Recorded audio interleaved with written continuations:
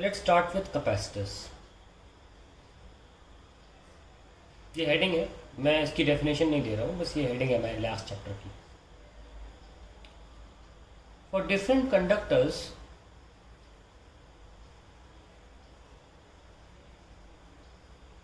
we define a term capacitance.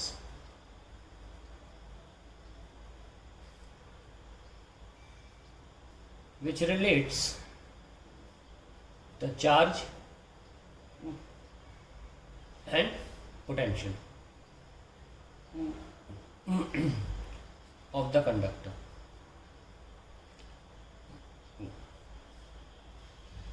मैं एक बहुत अच्छी एनालॉजी लेने वाला हूँ, यहीं पे ध्यान रखना, और पूरे कैपेसिटर में चलेगी वो, लेकिन आगे थ्योरी में नहीं दिखेगी आपको, जब हम सवाल करेंगे तब दिखेगी।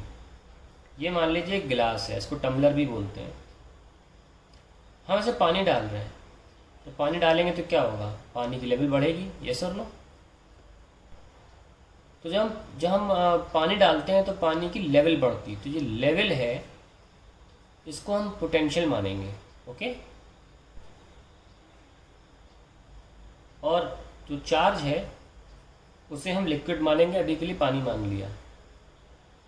तो पानी डालने पर लेवल बढ़ती है, तो इसलिए दोनों की प्रोपोर्शनलिटी क्या होगी, डायरेक्ट होगी ना, पानी प्रोपोर्शनल टू लेवल, पानी डालने पर लेवल बढ़ती है। तो ये ध्यान रखिएगा, इसका एनालॉजी काम आएगी है। और ये जो प्रोपोर्शनलिटी कांस्टेंट है ये होती है कैपेसिटेंस। अब आप मुझे बताइए, आपने कोई भी प्रोपोर्शनलिटी कांस्टेंट देखा होगा, अभी तक आप काफ़ी फिजिक्स पढ़ चुके हैं। जैसे कि एग्जांपल देता हूँ, आर प्रोपोर्शनल टू लेंथ होता है और इनवर्सली प्रोपोर्शनल टू ए, तो आप लिख देते हो rho L by A.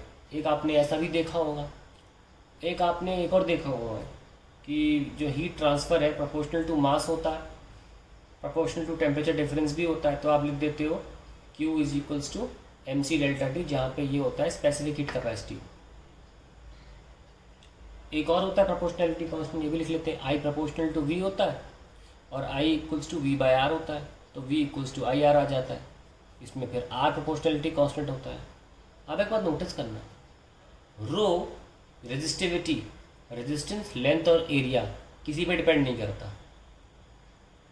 Specific heat capacity, heat transfer, mass और टेम्परेचर डिफरेंस डिपेंड नहीं करती। रेजिस्टेंस, वोल्टेज और करंट दोनों पे डिपेंड नहीं करती। यानी कि प्रोपोर्शनलिटी कांस्टेंट फिजिक्स के किसी भी फॉर्मूले में, ध्यान रखना, अपने अलावा आने वाले और किसी लेटर पे कभी डिपेंड नहीं करती। तो कैपेसिटेंस किस बात कर, यहाँ पे अगर पानी चार्ज है और लेवल वाटर है, oh sorry I mean level potential है, तो कैपेसिटेंस किसका रोल प्ले कर रहा है, कैपेसिटेंस किसका रोल प्ले, सी किसका रोल प्ले कर रहा है, खुद ग्लास का। आपके पानी डालने से और लेवल बढ़ने से ग्लास को कोई फर्क नहीं पड़ता, ग्लास उतना ही रहता है।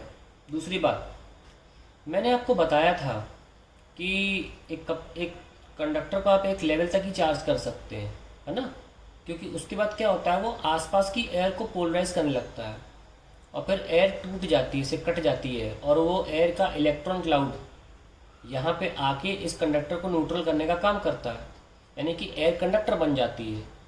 और इसे हम कहते हैं, और ये जो फ्लो ऑफ इलेक्ट्रॉन है फ्रॉम एयर टू कंडक्टर, उल्टा भी हो सकता है कि ये माइनस चार्ज दिया हमने और यहाँ से इलेक्ट्रॉन उड़ के फिर एयर में चला जाए, कुछ भी हो सकता है, जस्ट अ ट्रांसफ़र। तो ये आपको फिर हवा में दिखता है इलेक्ट्रॉन आना जाना, तो आपको स्पार्क के रूप में दिखेगा ही दिखेगा। तो इसे हम लीकिंग बोल देते हैं, इस प्रोसेस को हम लीकिंग ऑफ चार्ज बोल देते हैं, कि या तो उस कंडक्टर से उड़ के, क्योंकि अब क्या हो गया है कि एयर कंडक्टिंग बन गई है, तो जो सरफेस पे चार्ज है it can flow in the air because air is a conductor now, it has broken the air surrounding it, तो hence the charge is allowed to flow because air is a conductor now. That flow is termed as leakage, वो बहना हुआ charge का conductor की सतह से बह रहा है चार्ज, ठीक है। तो यानी कि एक कंडक्टर को आप लेवल तक ही चार्ज कर सकते हो, सिमिलरली एक ग्लास को भी आप एक लेवल तक ही भर सकते हो, और वो कौन डिसाइड करेगा, कैपेसिटेंस।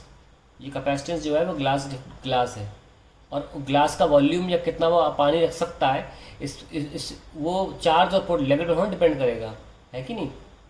तो जिस तरीके से रेजिस्टिविटी इन पे डिपेंड नहीं करती और ये सी एम क्यू एम और डेल्टा टी पे डिपेंड नहीं करता और जो आर है वो वी और आई पे डिपेंड नहीं करता, इस तरह से सी वी क्यू और वी पे डिपेंड मत करा देना कभी भी। कल को आप लिखने लग जाओ सी बराबर ऐसे लिख दो आप क्यू बराबर क्यू बाय वी और बोलो नहीं नहीं अगर हम पोटेंशियल बढ़ा दें तो कैपेसिटेंस घट जाती है, ऐसा नहीं होता, ऐसा नहीं होता है, ठीक है।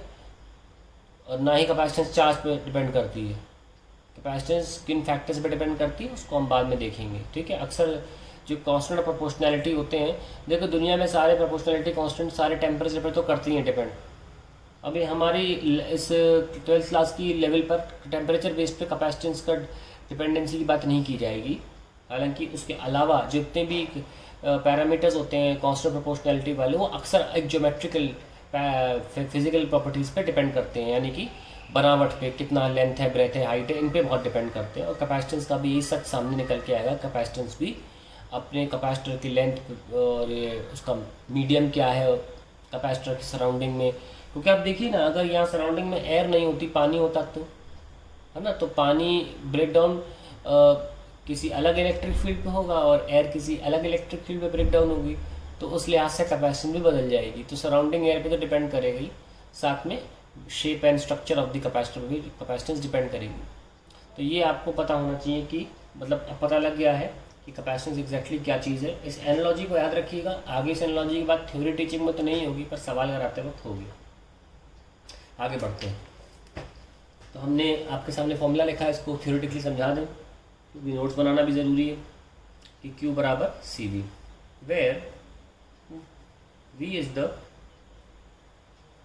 Potential difference with respect to a given reference. अब डिफरेंस है तो किसी से रेफरेंस तो लेंगे गिवन रेफरेंस, ठीक है ना। सी क्या है, इट इज़ द कैपेसिटेंस, ये बात मैं समझा दूंगा थोड़ी देर में, अभी इसको लिख लीजिए अगर नहीं क्लियर हुई ये बात। It is the capacitance of the system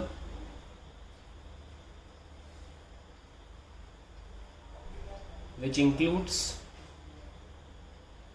the whole region in which charge of conductor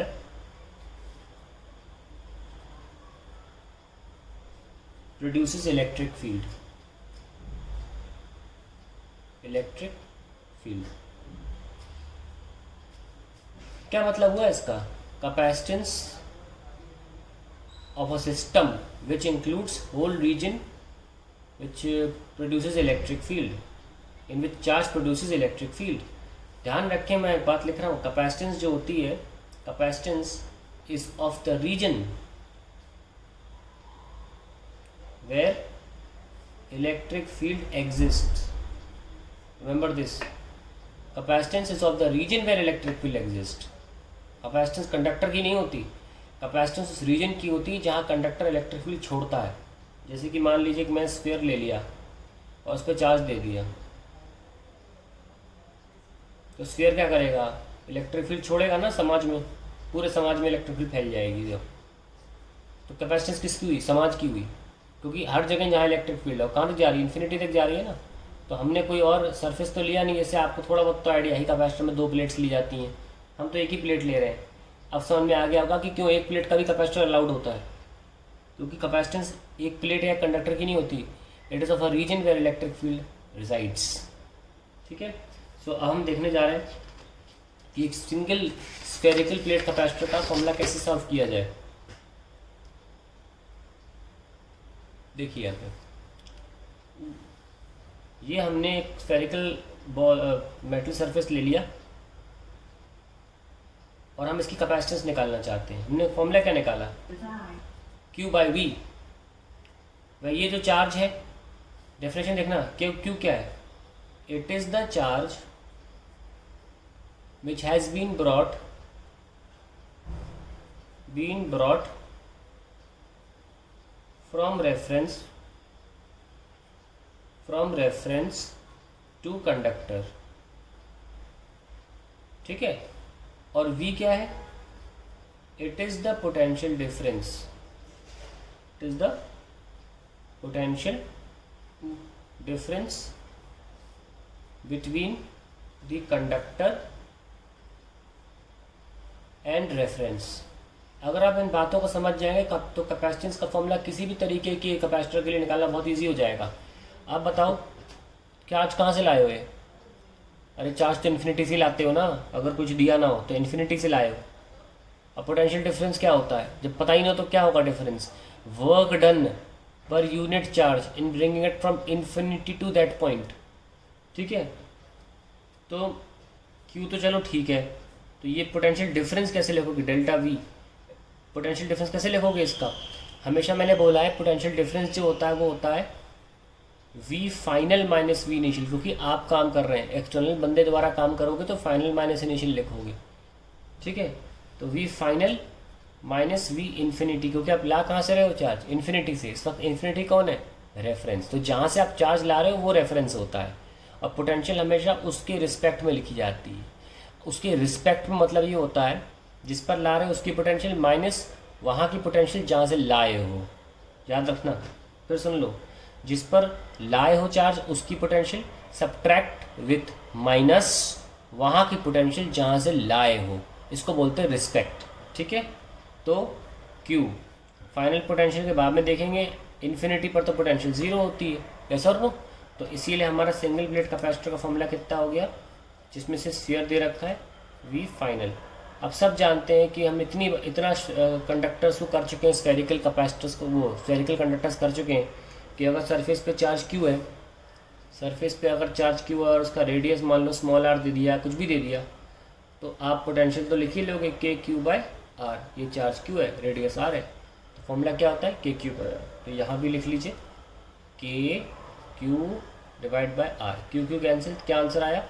R/K। अच्छा लगता है यहाँ पे K खोलना, K खोल लीजिए, 1/K होता है 4πε इंटू R, क्योंकि K क्या था? 1/4πε, तो 1/K क्या होगा? 4πε ऊपर आ जाएगा।